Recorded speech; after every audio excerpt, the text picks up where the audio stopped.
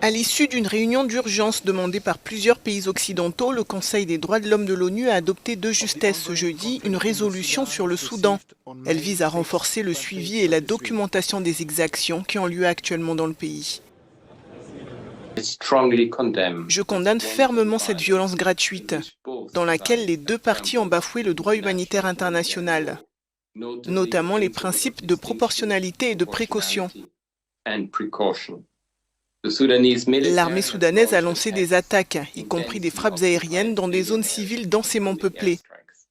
La semaine dernière, une frappe aérienne aurait touché les abords d'un hôpital dans le quartier du Nil oriental de Khartoum, tuant plusieurs civils. Les paramilitaires, quant à eux, auraient pris possession de nombreux bâtiments à Khartoum pour en faire des bases opérationnelles, expulsant les résidents et lançant des attaques à partir de zones urbaines densément peuplées.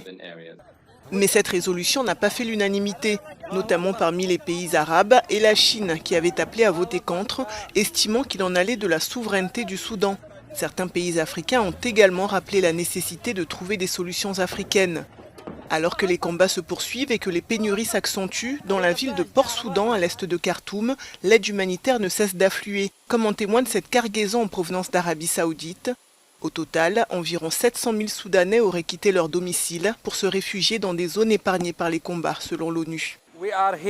Nous sommes à l'aéroport de Port-Soudan pour réceptionner la cargaison humanitaire d'un avion dans le cadre du pont aérien que l'Arabie Saoudite a mis en place pour aider nos frères.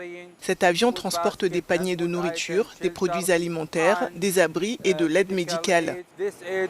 Cette aide est destinée aux personnes déplacées à l'intérieur de leur propre pays et qui sont en provenance de Khartoum et des zones autour de Khartoum.